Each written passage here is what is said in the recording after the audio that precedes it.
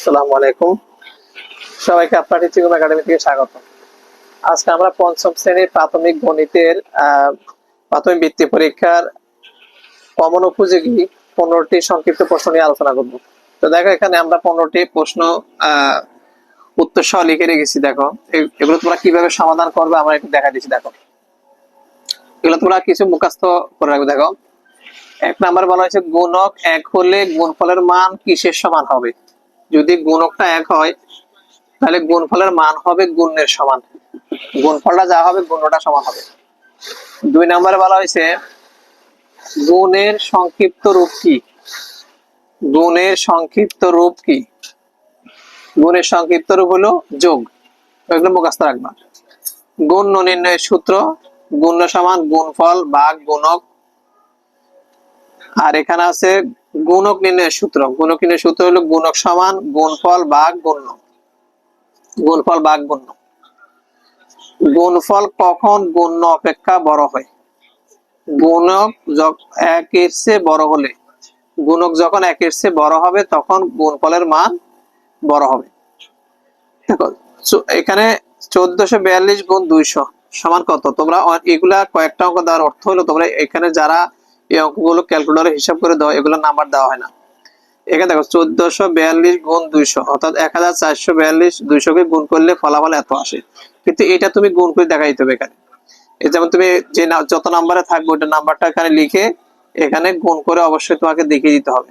না হলে কিন্তু ডাইরেক্ট যদি তুমি লিখে দাও, তুমি মুখস্থ থাকলেও হিসাব তুমি পারলো ক্যালকুলেটর হিসাব করে তুমি দিতে পারবে না। এরকম গুণ করে তুমি দেখা দিতে হবে, গুণ করে দেখা দিতে হবে। এরকম গুণ করে দেখা দিবে, দেখা দিলে রেজাল্ট এটা আসবে।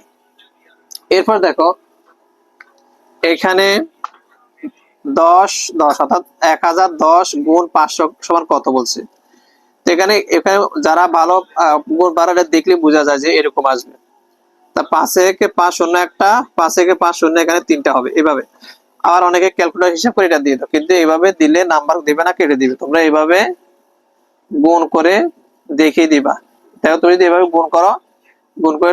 গুণ করলে কিন্তু রেজাল্ট এটাই আসবে। তো তোমরা পঞ্চম শ্রেণীতে সরাসরি এইভাবে উত্তর লিখলে নাম্বার পাবে না, অবশ্যই এখানে গুণ করে তোমাকে দেখিয়ে দিতে হবে। এবার দেখো, সেম ভাবে এখানে এই কয়েকটা অঙ্ক আমি এই জন্য নিলাম যেন এটা তোমার সরাসরি অনেকে আছে যে ক্যালকুলেটরে হিসাব করে দিয়ে দেয়, এগুলো কিন্তু নাম্বার পাবে না। দেখো, আমরা এটাকে গুণ করলে এরকম, দেখো এখানে কটা, এই 3টাকে 1 দ্বিগুণ করলে 3টে হবে। এখানে এখানে অ্যাকচুয়ালি 3টে 1 হবে। আচ্ছা, 1 1 1 3টে, এখানে একটা মিস আছে, 3টে 1 হবে। আর এখানে 0 3টা। তো তুমি যদি এখানে ডাইরেক্ট ক্যালকুলেটর হিসাব করো তাহলে কিন্তু হবে না, তোমাকে এইভাবে দেখাই দিতে হবে। এখানে 3টা 1 0 আর 100 দ্বারা গুণ করলে কত আসে? 0 0 0 0 0 0 0 0, এটা 0। তারপরে 1 0 0 1 1 1 1 1 1 1 1। এভাবে তুমি হিসাব করে দেখা দিবা। তাহলে দেখো 0 0 0 1 1 1, তাহলে এটা আসলো। এইভাবে তোমাকে দেখিয়ে দিয়ে এগুলা উত্তর লিখতে হবে। কিন্তু দেখো, 9 নাম্বারটা বলছে 9টি ডিমের দাম 72 টাকা হলে একটি ডিমের দাম কত? অনেকে যারা এক্সপার্ট আছে তারা দেখেই বলতে পারবে এখানে 8 নং 72, তুমি 8 টাকা লিখে দিলা, কিন্তু এটাকে তুমি অবশ্যই করে দেখাই দিতে হবে। এভাবে দেখাই দিবা, 9 ভাগ 72 দিলে 8 নং 72, এখানে লিখে দিয়ে এইভাবে তুমি করে দিও, উত্তর হবে 8 টাকা। এবার দেখাই দিতে হবে। নিঃশেষে বিভাজ্য না হলে ভাগশেষ সমান কি হবে? নিঃশেষে যখন বিভাজ্য না হবে মানে তোমার যখন অবশিষ্ট থেকে থাকবে তখন ভাজক সমান তোমাকে লিখতে হবে ভাজ্য বিয়োগ ভাগশেষ ভাগ ভাগফল। অর্থাৎ নিঃশেষে বিভাজ্য মানে হলো যদি তুমি কোনো অঙ্কতে ভাগ করো যেটা অবশিষ্ট থাকে, ওরকম যদি হয় তখন তুমি ভাজক সমান লিখতে হবে ভাজ্য বিয়োগ ভাগশেষ ভাগ ভাগফল। এই সূত্রটা তোমার কাছে চাইছে। 6টি পেন্সিলের দাম 30 টাকা হলে 10টি পেন্সিলের দাম কত? 50 টাকা। এটা আমি উত্তর লিখলাম, তুমি মুখস্থ আছে মনে করো, তোমার কমন পড়ছে, তুমি মুখস্থ লিখে দিলে হবে না। তো তুমি এইভাবে লিখবা 6টি ডিমের দাম, 6টি পেন্সিলের দাম। মনে করো 6টি পেন্সিলের দাম কত? পেন্সিলের দাম বলছে 30 টাকা, 30 টাকা। এইভাবে লিখবা একটি পেন্সিলের দাম 30 ভাগ 6। তোমার কাছে চাইছে কয়টা? 10টি পেন্সিলের দাম, 10টি পেন্সিলের দাম কত 30, নিচে 6, উপরে হবে 10। কাটাকাটি দাও, কত হয় 5, 6 কে 6, 5 6 30, 5 10 50। দেখো 50 আসছে, 50 টাকা আসছে। তো তুমি এইভাবে করে 50 টাকা এভাবে করে তুমি বের করে দিবা। সরাসরি তোমার কমন পড়লো মুখস্থ দেওয়া যাবে না। ডাইরেক্ট এভাবে লিখলে হয় বলবে কেউ বলে দিছে পিছন থেকে, না হয় মুখস্থ করছে ভাগ গুণ পারা না, এরকম বলা হবে।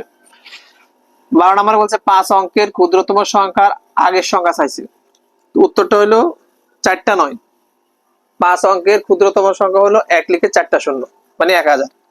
এখানে দেখো এটা কিভাবে আসলো, যদি আগের সংখ্যা চায় তাহলে আমরা জানি 5 অঙ্কের ক্ষুদ্রতম সংখ্যা হলো 1 লিখে 4টা শূন্য, 1 লিখে 4টা শূন্য 5 অঙ্কের ক্ষুদ্রতম সংখ্যা 1 2 3 4 5 অঙ্কের।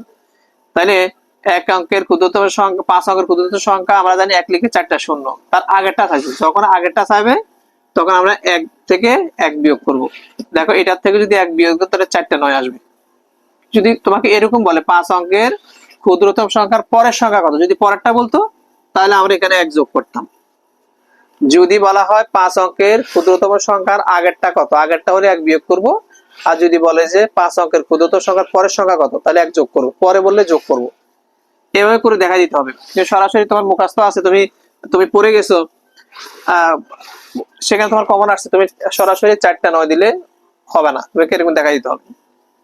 এরপর আসো 13 নম্বর বলছে সংখ্যাপতি কয়টা। সংখ্যাপতি হলো 10টা। তোমরা সবাই জানো সংখ্যাপতি 10টি, 0 থেকে 9 পর্যন্ত। 0 থেকে 9 পর্যন্ত তুমি গণো, দেখবে 10টি আসবে সংখ্যাপতি 10টা। এবারে বলছে খোলা বাক্য কাকে বলে, গাণিতিক বাক্য কাকে বলে, এগুলো সবসময় পরীক্ষা আসে, এগুলো একটু মুখস্থ করে রাখতে হবে, সবসময় তোমাদের জন্য লাগবে। খোলা বাক্য, যদি কোনো বাক্য সত্য না মিথ্যা তা নির্ধারণ করা না যায়, অর্থাৎ একটা বাক্য দেওয়া হয়েছে সেটা সত্য না মিথ্যা তুমি জানো না, তখন সেই বাক্যকে খোলা বাক্য বলে। একটা গাণিতিক বাক্য, গাণিতিক বাক্য কি, যে বাক্য সত্য না মিথ্যা তা নির্ধারণ করা যায় তাকে বলে গাণিতিক বাক্য। যেমন এখানে সংখ্যাপতি 10টা আমরা জানি, হ্যাঁ, সেটা একটা গাণিতিক বাক্য আমাদের এগিয়ে দিতে পারি। তা আজকে এখানে সংক্ষিপ্ত আমরা গুরুত্বপূর্ণ কমন উপযোগী 15টি সংক্ষিপ্ত প্রশ্ন দিচ্ছি প্রাথমিক বৃত্তির জন্য। সাধারণ হিসেবে তোমরা এগুলো শিখে রাখতে পারো। আশা করি বুঝতে পারছো। আজকে এই পর্যন্ত, অন্যদিন অন্য কোনো অঙ্ক নিয়ে হাজির হবো, ততক্ষণ ভালো থাকো।